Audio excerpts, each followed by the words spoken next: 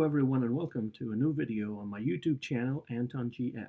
My name is Anton Garcia Fernandez and I publish a jazz blog called Jazz Flashes, which you can find at jazzflashes.blogspot.com. I am also the American co-editor of Bing Magazine, the journal of the International Club Crosby, the Bing Crosby fan club, which has been recognized as the longest running fan club in history. And it is precisely about Bing Crosby that we're going to be talking today. This is a version in English of a video that a few days ago I recorded in Spanish. I was talking to a good friend of mine from Spain, Marcos Callao, who is a huge Frank Sinatra buff, one of the people that knows the most about Frank Sinatra in Spain. And we got to talking about Bing Crosby, and so I decided it would be a good idea to do a video where I review my 8 favorite records, albums that is, not compilations, by Bing Crosby. And I have them right here, and I'm going to be talking about them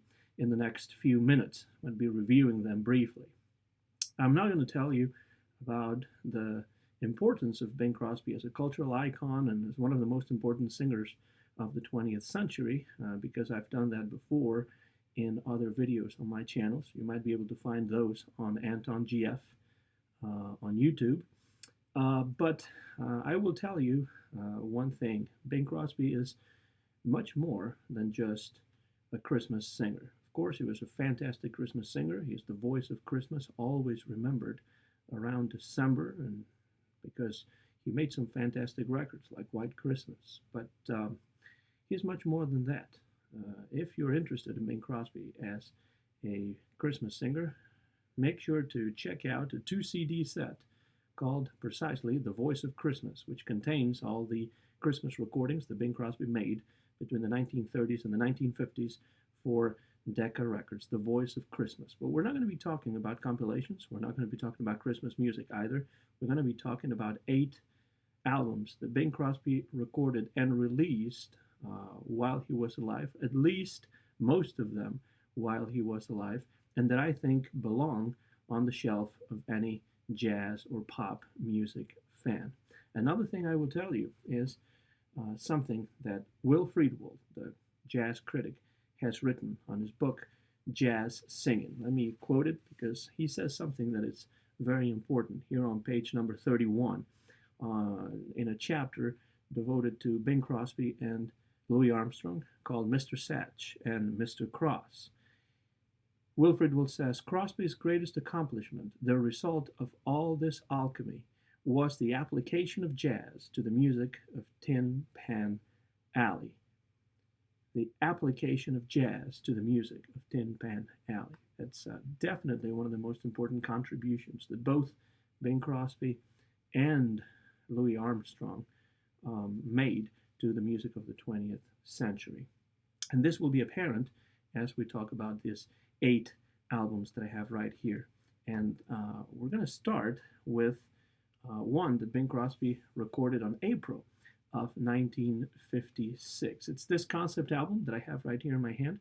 It's called Songs I Wish I Had Sung the First Time Around. And the concept behind this album is to record versions of songs that were big hits for other singers, but that Bing Crosby didn't get to record first.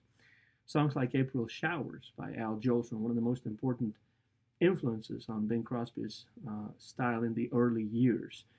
When My Baby Smiles at Me by Ted Lewis, My Blue Heaven by Gene Austin, music by Rudy Vallee and Russ Colombo, 2 of the biggest rivals of Bing Crosby in the 20s and 30s.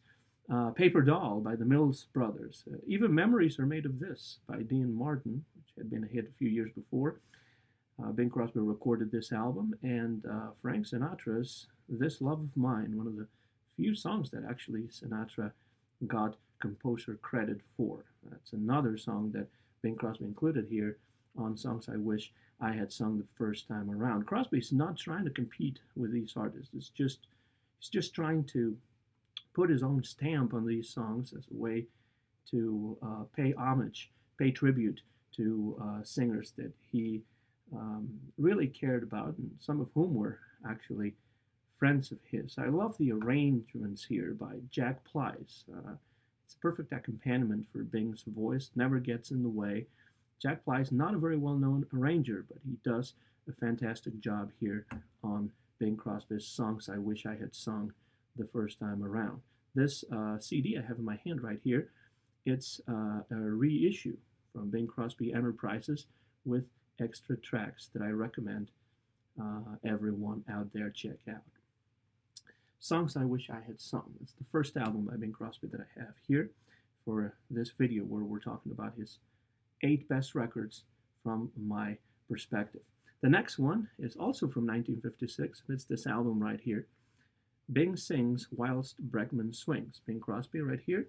Buddy Bregman, the great arranger, right here. This is an album Bing Crosby made for Verve Records at a time when he was not recording for Decca Records anymore. He recorded for Decca for about 20 years, but in 1955, he severed his ties with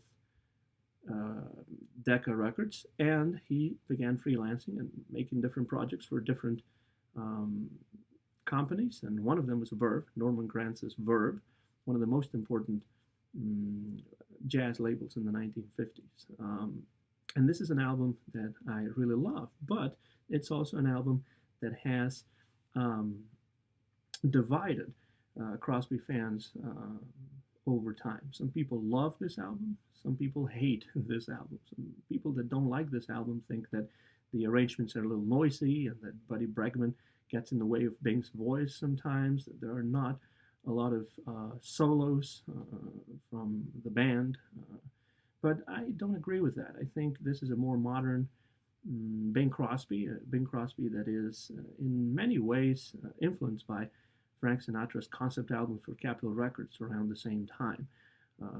Albums like Swinging Affair or the classic Songs for Swinging Lovers. Swinging records that showcase Sinatra's ability to swing, and of course Bing Crosby had that ability as well, and it's clear on this album. What a fantastic band on here as well. Maynard Ferguson, Harry Sweets Edison, Pete Condoli, Conrad Gozzo, Milt Bernhardt, Herb Keller, Bud Shank, Frank Rosolino, Bob Cooper, Ted Nash, and on and on and on. Lots of fantastic session musicians from the West Coast around this time who were in the studio together with Bing recording this album. Really, really good album. Bing Sings Whilst Bregman Swings. If you ask me, am I part of the camp that loves this album or dislikes this album? I love this album and I recommend it to everyone out there. The next one was cut in February 1957, and it's called Bing with a Beat. Here we have Bing Crosby, and right here is Bob Scobey, one of the most important names of the Dixieland revival of the 1950s, a fantastic trumpeter who was very much influenced by Satchmo, by Louis Armstrong himself. Bing loved Dixieland music, and he feels really at home with this band here.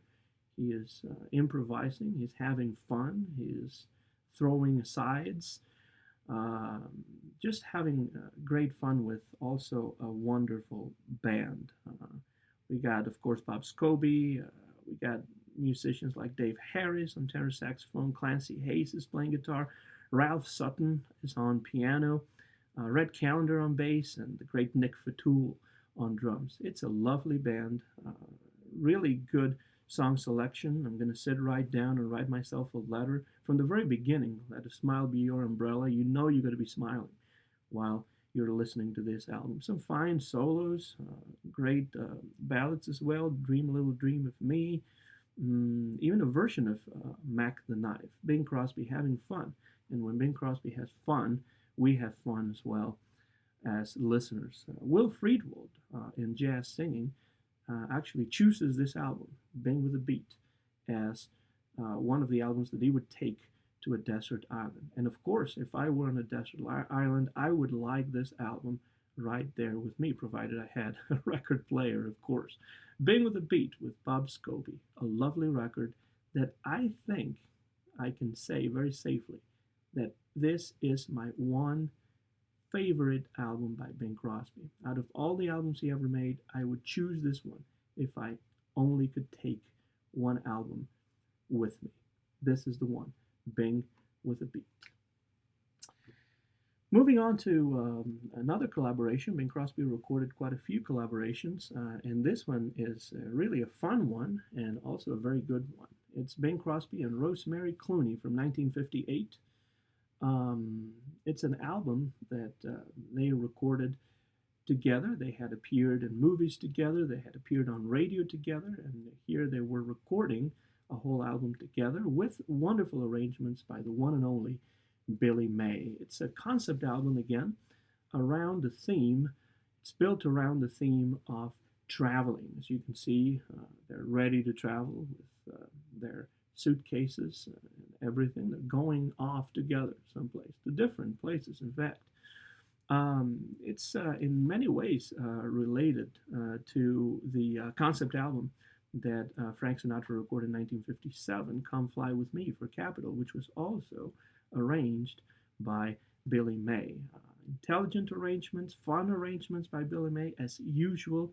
You're always having fun with Billy May in the studio. He always throws in some licks here and there that are funny, that keep the interest, and of course the rapport between Rosemary and Bing, between Bing and Rosie, is just very enjoyable.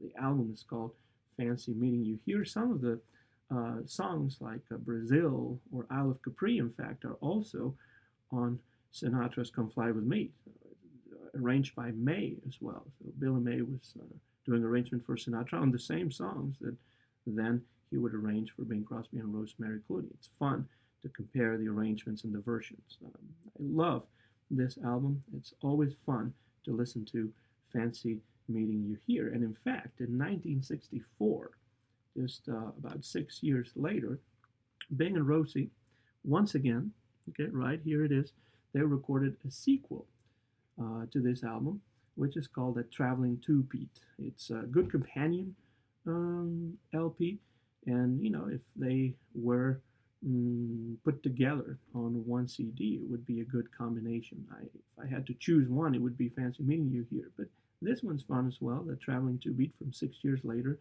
Bing Crosby and Rosemary Clooney taking a hike again around the world, traveling around the world again together, and making us participate of this travel with just another good selection of songs and some nice arrangements once again by Billy May. But of course, the one I prefer among the two is this one right here from 1958, Fancy Meeting You Here, arrangements by Billy May, Bing Crosby and Rosemary Clooney. We talked about how important Satchmo was in the career of Bing Crosby, and how important Bing Crosby was also in the career of Louis Armstrong. At a time when America was very clearly segregated, these two were very good friends, and they would appear on radio together. They would appear on movies together, movies like High Society, and even before Pennies from Heaven. They were just very good friends. They enjoyed each other's company, and they just loved being together and recording together. They had recorded the song Gone Fishing, which was one of the songs they used to sing on radio in the 1940s, and that was a pretty big hit. But in 1960, here they were in the studio together, again with the help of the great arranger Billy May. And the album is called Bing and Satchmo. Bing and Satchmo is the only album, that full-length album that they recorded together. And Billy May again does a fantastic job writing charts for this album. Clearly, Billy May understood the music of Bing Crosby and Louis Armstrong really well. And even Johnny Mercer wrote some special material lyrics for this album. Songs like Muskrat Ramble and Sugar, that Sugar Baby Mine, that's actually one of my favorites. Lazy River is a bonus track on this CD edition of Bing and Satchmo that really catches my eye and my ear as well. But then songs like The Preacher, Dardanella, Way Down Yonder in New Orleans, the Jazz Band Ball, they're having fun. And so again, we're having fun right along with them. It's too bad that Bing Crosby and Louis Armstrong did not record another full-length album together. But at least we have this one right here from June 1960, Bing and Satchmo. you can't be without this one for sure. 12 years later, it's not that Bing Crosby didn't record good albums in the 60s, but um, I think they don't count as highlights in the same way as the ones we have mentioned thus far. But if we go to 1972, we have another collaboration, in this case with Count Basie. This was recorded in February and March 1972, and the album is called Bing and Basie. It's a little bit disappointing in many ways. The arrangements by Sammy Nestico are not bad at all, but I am not very happy about the song selection when it comes to this album, because I feel like songs like Gentle on My Mind by John Hartford, Everything is Beautiful by Ray Stevens, Snowbird, which Elvis recorded in the 70s, and I think Burl Ives recorded as well. Even Little Green Apples, a song that Bing had recorded already on his um, Hey Bing, Hey Jude album.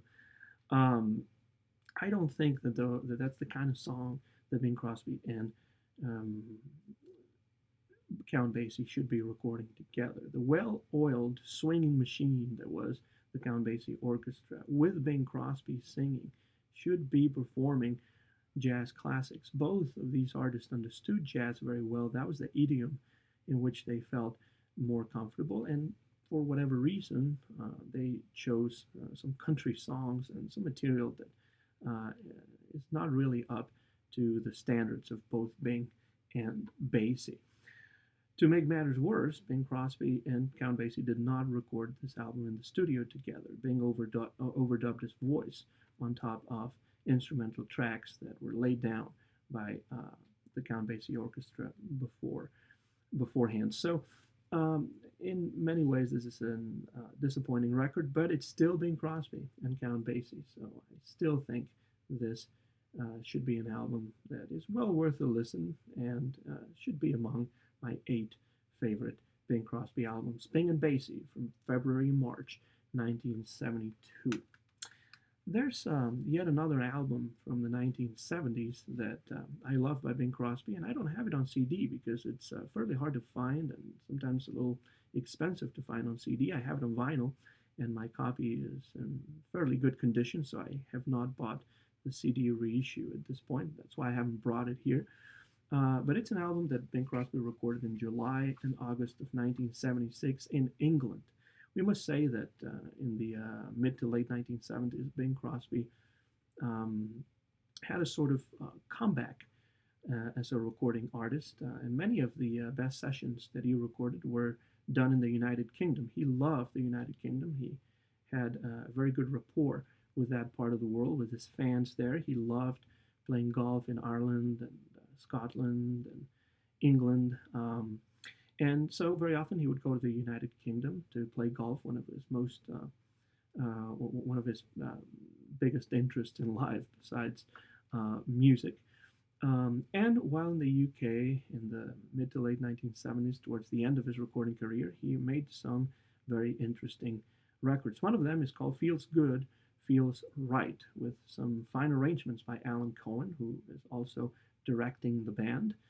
The first song, Feels Good, Feels Right, the title track, sounds quite modern, a little bit unlike Bing Crosby's typical style. And you're thinking, what is Bing Crosby doing singing a song like this? But it's an engaging song, and the rest of the songs on this album are nice versions of classic pop songs like Once in a While, As Time Goes By, Time on My Hands, What's New, and it's really a very interesting album that, as I said before, has been reissued on CD, but I have it on vinyl. If you find a copy on CD or on LP, make sure to snatch it. Make sure to grab this one. Feels Good, Feels Right from July and August of 1976.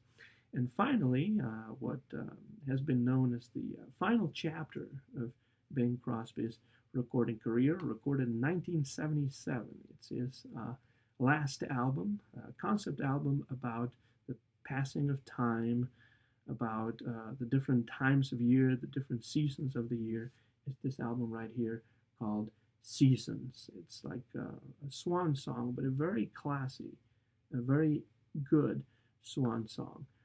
for an exceptional, extraordinary artist that was Bing Crosby. Most of the songs on Seasons, you can see a really nice, elegant cover. Bing Crosby is up in years at this point. He's aging, but he's aging in a very elegant way. Most of the songs were recorded in London under the supervision of Ken Barnes and Pete Moore, who also takes care of the arrangements. He also directs the band, Pete Moore. He conducts for these sessions in London. To me, this is Bing Crosby's best record from the 1970s. He's up in years, he's aging, of course, at this point. He's in his 70s, but he is in great form, and he sings with great gusto and, as always, with great elegance. Songs, classic songs like June and January, Spring Will Be a Little Late This Year, April Showers is here once again, June is Busting Out All Over, Summer Wind, which was a big hit by Frank Sinatra, written by Johnny Mercer, Autumn in New York by Vernon Duke, The Great September Song by Kurt Weill, and songs like Sleigh Ride, which sometimes is thought of as a Christmas song, but it's not really a Christmas song. And Yesterday When I Was Young, that closes the album. Charles Aznavour, the French singer, wrote that beautiful track. Again, Seasons is by far my favorite Crosby album from the 1970s, and this reissue, CD reissue by Bing Crosby Enterprises, is just as good as all the rest of wonderful reissues of albums by Bing Crosby Enterprises, with bonus tracks, including Bing Crosby reciting some poems like If by Rudyard Kipling, or Lucy Gray by William Wordsworth, or The Singers by Longfellow. Bing Crosby was good at reciting poems, and he actually made some really interesting spoken voice records. He had a beautiful singing voice, but also a very attractive, very beautiful speaking voice as well. This final album is Seasons. This brings to a close my 8 favorite albums by Bing Crosby, which I have right here, and which I will remind you about one by one. First of all, Songs I Wish I Had Sung the First Time Around. Bing Sings Whilst Bregman Swings with Buddy Bregman. Bing with a Beat with Bob Scobey. Fancy Meeting You Here with Rosemary Clooney. And also the sequel from 1964, right here, That Traveling 2-Beat, also with Rosemary Clooney. The fantastic Bing and Satchmo, one of my favorite albums by both artists. Bing and Basie from 1972, a little disappointing, but an album that is still worthwhile.